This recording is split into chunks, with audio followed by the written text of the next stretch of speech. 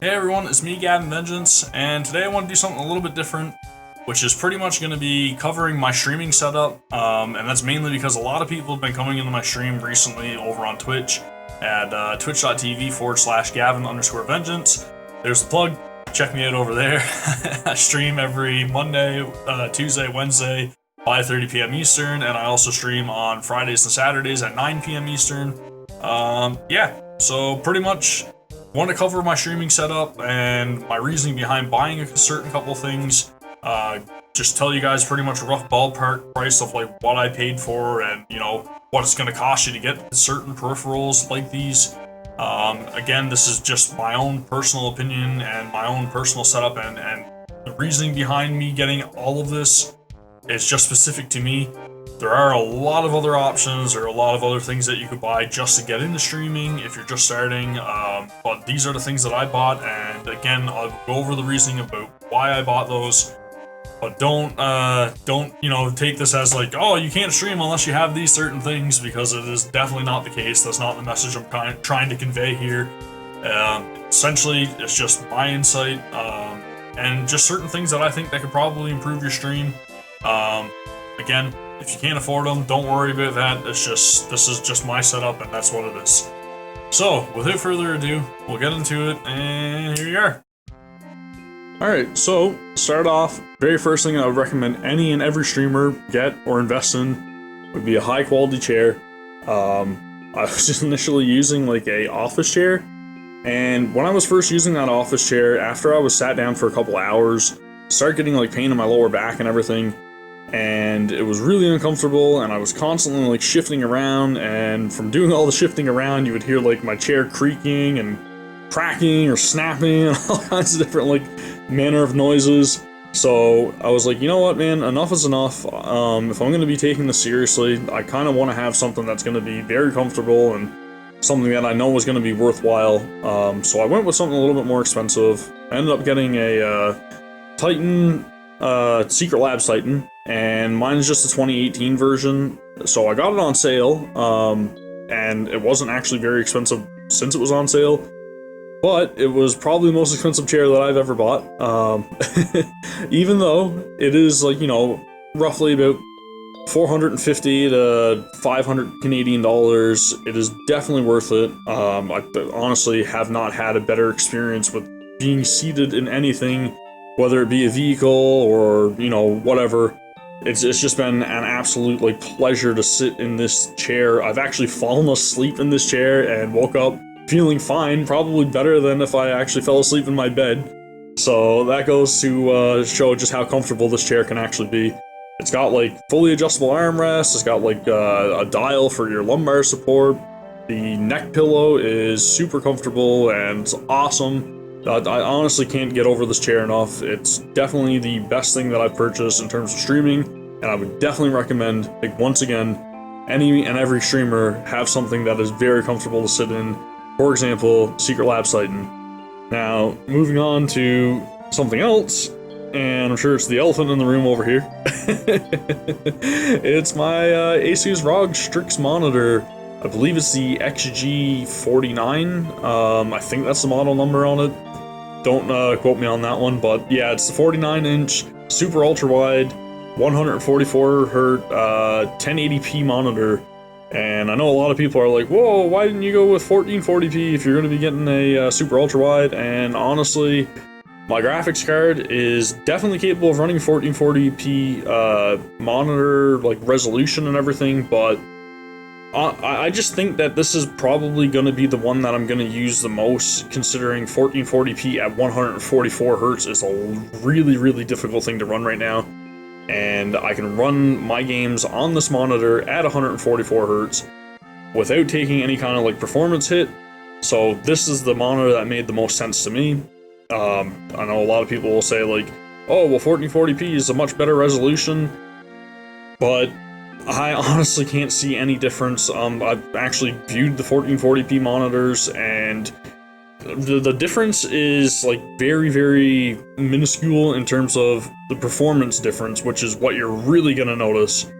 And if you're running anything at 144 Hz, then you're probably gonna want to have a 1080p resolution you're going 1440p, you better have yourself a couple of Titans or, you know, something, man. You're gonna have to have like two 2080 Ti's or something just to run that smoothly. But with this monitor, I can actually run my games at the full resolution of 3840 by 1080 without a hitch, and I'm still running out at a very high frame rate. And yeah, I honestly cannot get over this monitor enough. I can't hype it up enough. It's been a complete game changer for me in terms of streaming. I used to run a dual monitor setup where I was just running like a 24-inch, 144 hertz gaming monitor as well, which is Asus, which my fiance is currently using over there on her desk. And alongside that, I was just using like a 19-inch HD TV. And for whatever reason, just because I was running dual monitors, I would take more of a performance hit streaming across dual monitors than I do on the 49-inch monitor. So if there's anything that I can say about that, is that it has made my life a hell of a lot easier because I'm not dropping any frames or anything. Running on dual monitors, very odd to me that I was dropping frames, especially considering the combined resolution of both monitors would have been less screen space than the ultra wide. So strange. And I know it's not the configuration because I literally kept the same configuration across both setups, and it's just a hell of a lot easier to run my stream on this monitor. So normally what I do when I am streaming is on this side I'll actually end up having like my OBS settings and everything, and in the middle I'll have like, you know, 1920 by 1080 game set up, and that's what I'll be playing in the center of my screen. And on the right hand side is where I'll have like my Twitch chat and alerts and everything like that, so that way I can see if anybody's cheering me on or, you know, subscribing to the channel on YouTube and all that good stuff. So it's really, really useful in that regard, rather than just having, you know, my game on one monitor and then on the other monitor just have my chat. So now I can actually like see OBS and everything without having to like alt tab or have my phone running as well in order to see like my Twitch chat and stuff like that. It's just been a hell of a lot of a better experience and an awesome upgrade. So I couldn't recommend having a monitor like this. I know not everybody's gonna end up going out to get a monitor like this, but if you have the money to put into a monitor like this, then I would 100% recommend this display. Yeah, it's just phenomenal, man. Even playing games in full screen, it changes up everything. I know a lot of games don't really fully support the resolution, but even for those games, for example, like Bloodstained, I ended up playing that game, and it still kind of does like a full screen type thing. So I'll have my game in the middle, even though I'm running it at the full resolution or whatever. It'll only detect 1920 by 1080p. So the middle of my screen will actually be like the game, but on the sides, I actually get like health bars and like other stuff pop up on the sides and like the black area. So it's really neat to see that some of the games actually still kind of support it in a sense, I guess. But playing things like Fortnite, it's fantastic. I mean, it really, really, really gives you a whole new perspective. Playing Apex Legends, I've noticed that playing that one on the edges of the screen, you kind of get like this like fisheye lens kind of weird thing happening where the edges of the screen are kind of stretched out a little bit. So it seems like some stuff on this edge is like closer to you than it actually is. So when you turn your camera, it kind of like curves out. And I know it's not because it's a curved monitor. It's actually just because of like the resolution support for that game. And I'm guessing it's probably because it's like a competitive game and they don't really want to give you some sort of competitive advantage where you have like a larger field of view. But yeah, all in all, from everything that I've actually played on this monitor, I can't recommend it enough, man. It has been a game changer completely. Moving on, when I started streaming, I knew I wanted to have good audio quality, so I ended up looking for a Blue Yeti Blackhead Edition, and at the time I couldn't find any on sale, so I ended up getting one secondhand from a guy that lives nearby, and he didn't really use his Blue Yeti pretty much at all, so it was essentially new. But I ended up getting from him for a steal of a deal. It came with a Rode mic stand and everything, which I'm currently not using because this table is not really, I guess, the best for the support of its full weight whenever I have the mic arm and the mic and everything all mounted.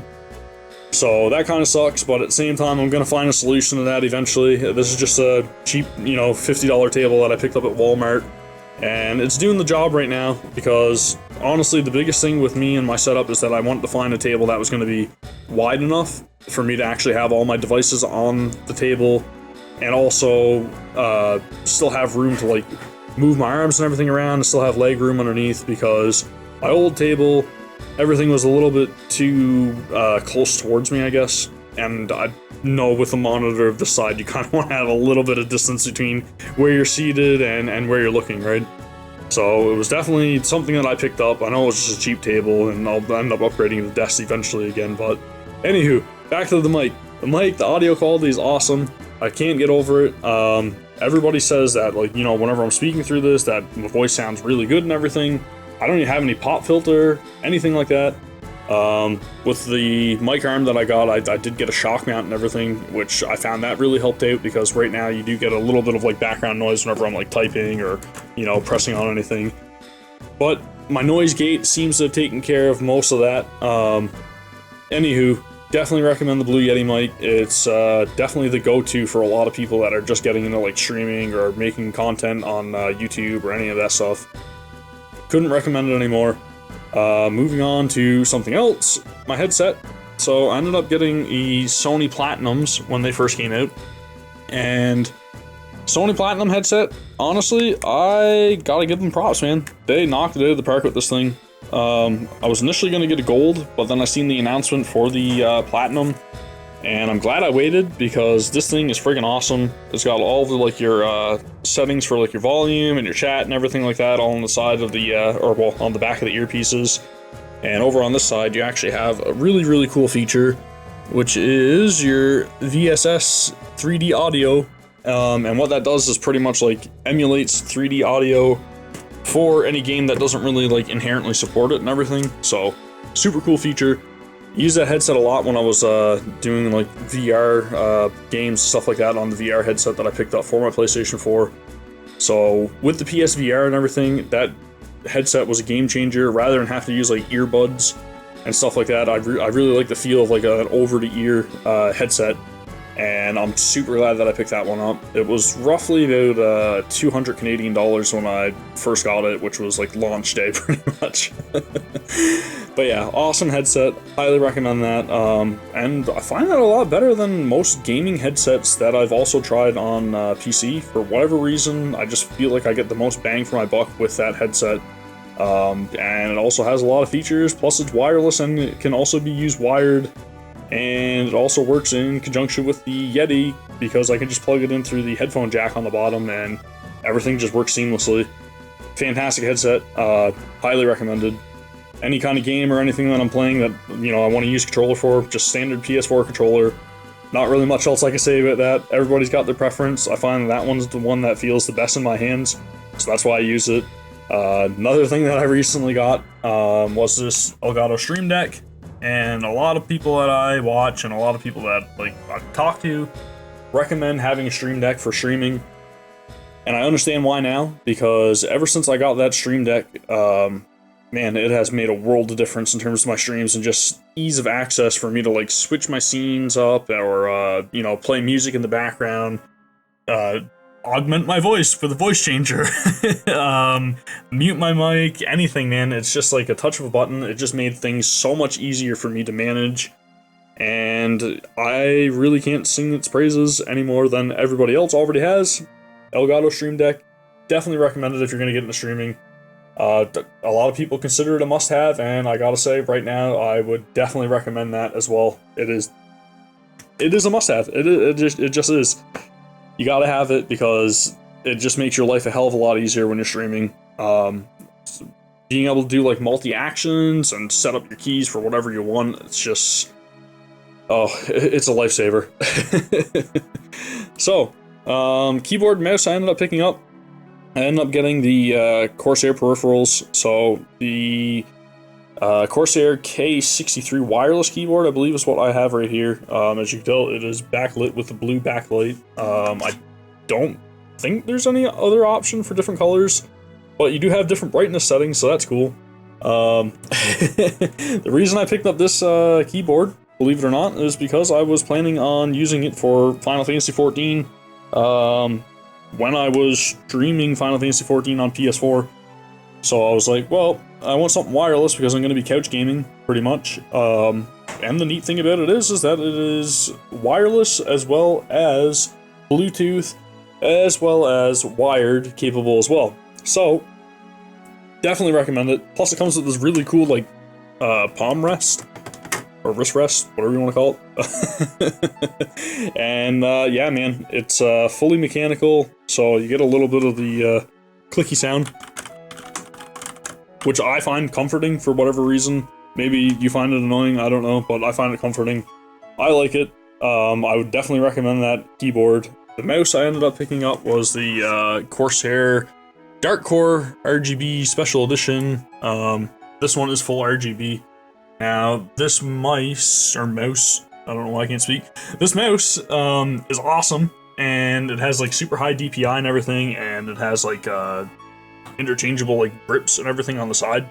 So, cool thing about that is that if you don't want to use like a claw grip, or if you, I don't know, just want to use the mouse differently, or you don't like having the rest on there, if you don't feel that's comfortable or whatever, you can easily just swap it out. If I could do this one hand, that'd be awesome. There we go. So, there are other grips that it comes with. So, again, like I said, if you don't like that, all you gotta do is take it off. I think it's magnetic. But I like it, and I find that that is awesome. Really, really good mouse. This one was about $100, I think, Canadian, when I picked it up. Keyboard was $150 when I picked that up. Stream Deck was $120, no, $130 on Black Friday. Power Talk would be headset $200. That one, I got it secondhand, but if you can find it for somewhere around like 120-ish, it's definitely worthwhile for the mic. Price of the monitor was $900 on Black Friday. Again, I know a lot of people don't really want to invest that much into a monitor or display, but definitely worth it. I think I talked about the Titan as well, maybe? I don't know, but in case I didn't, it was $450 on sale. Definitely worth full price, honestly. If you're going to buy a chair, go with this one, holy hell. So, computer. For the longest time, I was running a standard i5 Generation 2, I believe, processor system with 8 gigs of RAM. I think it was like DDR3 or something, and I had a Sapphire, I believe, 4 gig card. But then my friend ended up donating his GTX 980 to me just because he was like, yeah, you're gonna want to swap out that card. And then when I got the GTX 980, I started playing games and streaming and everything, and I was doing a good job. But I wanted something a little bit extra, I guess, something that was going to be able to handle higher resolutions, higher frame rate. So eventually what I ended up doing was looking into a few more graphics cards, and my initial intent was to go with like a GTX or RTX card. You know, even if it was a later generation, like a GTX 1080 or something, I would have went with that. But what I ended up doing was waiting for the Navi launch, and I ended up picking up the RX 5700 XT 50th Anniversary Edition. Oh, that's a mouthful. But yeah, this graphics card, man, has been a complete beast in my system. It's just been able to run pretty much anything. It's great for 1440p gaming. What else can I say about it, man? It's just great, dude. It does the job, and it can handle pretty much any application on this monitor at a really high frame rate. It's a really good bang for the buck. Again, definitely recommended. And yeah, I feel like that was a big upgrade for me in terms of my stream and everything. And the processor that I ended up going with this time around, which I know you can't see, but it's underneath my water cooling there, or all-in-one cooler, if you are very particular. But I ended up going with the Ryzen 7, I think it is, 2700X, and that's an 8-core processor. and I didn't really like utilize it very much when I had the 9 or GTX 980 in my system. I used to use that for like my encoding and everything. But I saw a lot of like people saying that the Ryzen 7 2700X was like really good for, you know, X264 encoding, and that's why I ended up switching over for my encoding settings. That's what I use now is X264, and I'm streaming at roughly about 900p, I think is what it is. And I honestly don't drop a single frame since I swapped over to streaming with that processor. And I mean, I'm talking about like not dropping frames, running very intensive games like Apex Legends and everything. It's been a beast of a CPU. Super grateful for having that.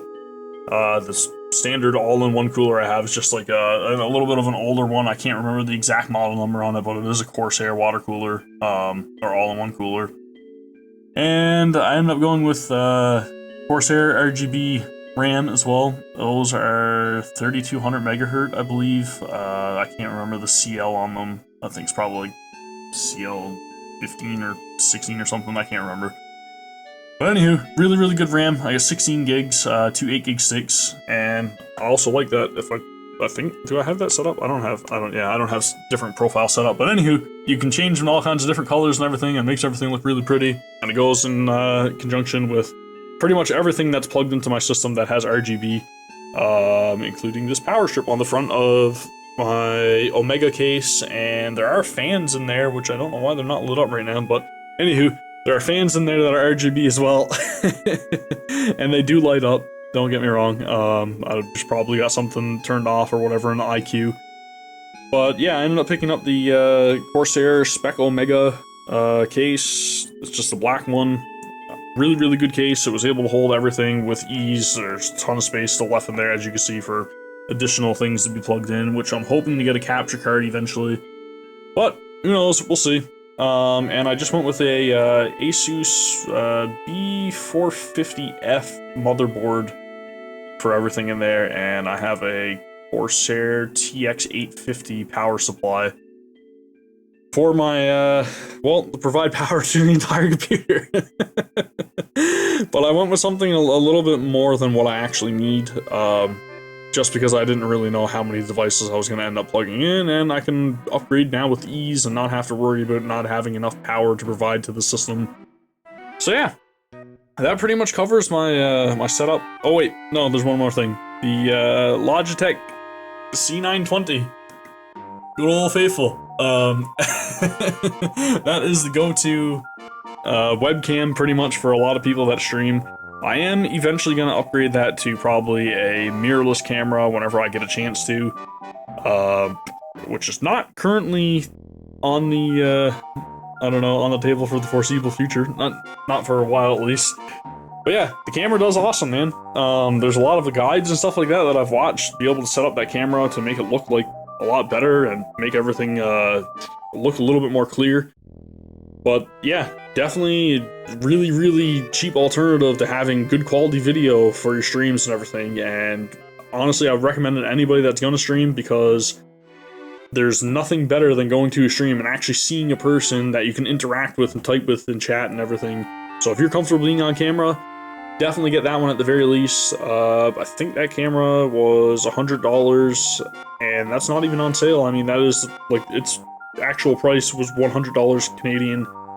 Luckily for me, I ended up getting that one from my cousin, who ended up buying that with the intent of streaming, and he never ever did, so he just gave me the webcam, and I was like, okay, awesome, I lucked out there.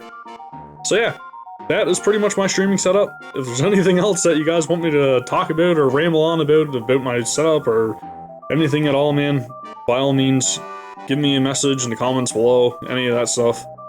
And yeah, that's pretty much gonna do it for this video, I guess. So, look forward to seeing you guys in the next one, and take care. Have a good one.